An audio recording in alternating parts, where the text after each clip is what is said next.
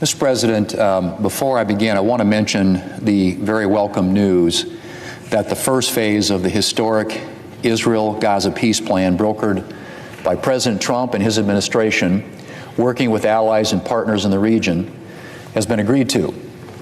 This will finally mean the release of all remaining hostages, living and dead, who have been held by Hamas since its October 7, 2023 attack.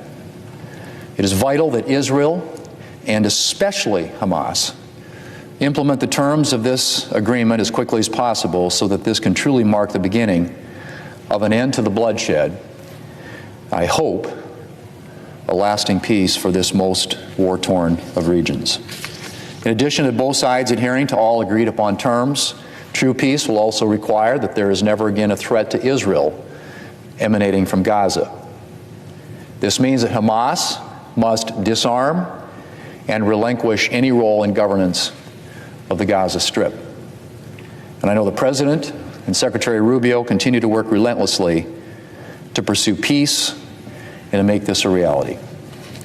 Mr. President, I am grateful for this news, and my prayers today are for the successful release of all hostages, the success of this agreement, and the protection of all innocents in harm's way. Mr. President, we are now 9 days into the Democrats' government shutdown. 9 days in which Democrats have had multiple opportunities to support a clean, nonpartisan CR sitting right here at the Senate desk to reopen the government.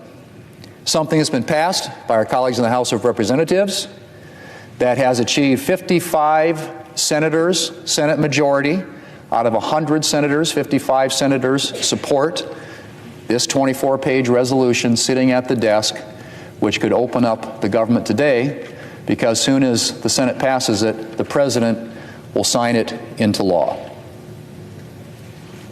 And Mr. President, this is the same nonpartisan measure that, as I said, passed the House 3 weeks ago. No partisan riders, no gimmicks, no partisan policies, Republican policies, anything like that. A simple resolution, 24 pages long, to open up our government and make sure that the federal employees and the American people who depend upon them get paid. Mr. President, the President's ready to sign it. All it takes is a handful of Democrats. There are 3 Democrats who have already supported this clean continuing resolution. Just a handful more, and we can end this shutdown in a matter of hours. 55 senators, a Senate majority, a majority of the 100 United States senators, majority in the House of Representatives. The President of the United States is prepared to sign it. That's how straightforward this proposition is. And we've already seen, Mr. President, plenty of negative impact from the Democrat shutdown. But a whole new wave of pain begins tomorrow if Democrats don't act.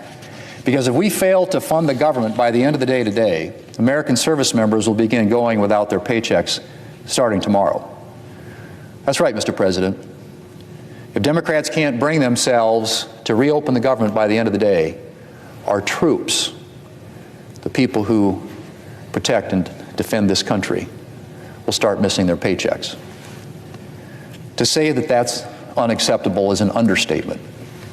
Many of our service members are serving in harm's way at this very moment. All of them stand ready to rush into danger at a moment's notice to protect the rest of us. They and their families make numerous sacrifices to serve our country. The very idea, Mr. President, that they won't get a paycheck because Democrats can't bring themselves to accept a clean, nonpartisan CR is beyond the pale. Mr. President, if the government remains shut down after today, instead of getting our troops paid, they're going to have to continue stretching what money they've saved. And unfortunately, Mr. President, sometimes that's not very much. As one advocate for military families put it, and I quote, "This isn't just a financial hardship. It's destabilizing for households and military readiness alike." Military readiness. Many families have already begun to visit food banks near bases. And it's even harder on families with a loved one who's deployed. Amy Palmer, who runs an organization that helps military families in Colorado, said families of the deployed, and I quote, are having to navigate this alone. They're used to getting the paycheck and paying bills on behalf of their entire family. And with that service member deployed and not really having that support system from them, it is really hard, end quote. Well, Mr. President, it's not just our troops who are going to be missing a paycheck. Civilian workers will also be missing part of their pay starting this Friday, including law enforcement officers like the members of our very own Capitol Police. Food banks and other nonprofits around the country are bracing for increased demand from federal employees, especially here in the National Capital Region. I remember when a Democrat leader was a passionate opponent of government shutdowns because of their impact on federal workers. I'm pretty sure that was just about 6 months ago. Other Democrats used to be concerned about the impact on federal workers as well. A few years ago, our Democrat colleague from New Jersey, himself a former career federal worker, had this to say, and I quote, I worked through multiple shutdowns, including, having to work and show up every day without getting paid. I mean, it's just so scary to think of the fact that this is going to hurt people, end quote. Yet Democrats aren't showing the slightest interest in reopening the government to ensure our troops and federal employees get paid. Mr. President, later today, we're going to have another vote on the clean continuing resolution to open up the government. As I said, we are a handful of Democrats away from passing this continuing resolution and reopening the government. A handful of votes away from paying our troops. And we're going to see if that matters to Democrats. We'll see if Democrats choose to pay America's troops, or if they once again bow to the demands of their far-left base, which is telling them to hold out, or to their strategists who tell them that they're, quote, winning the shutdown. Well, based on the reporting this morning, Democrats couldn't care less whether military families miss a paycheck tomorrow. In an interview posted this morning, the Democrat leader said, every day gets better for us.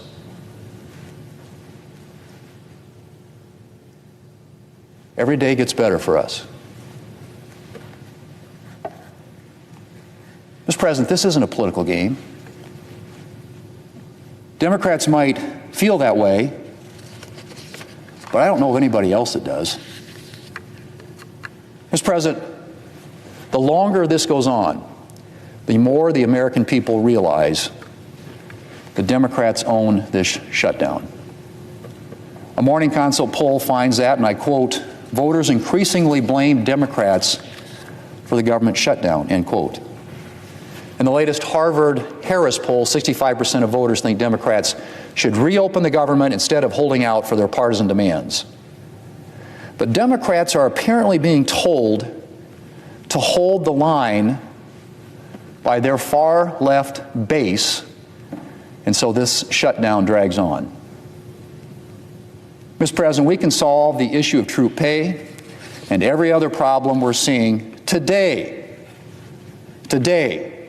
by passing this clean, nonpartisan CR and sending it to the President.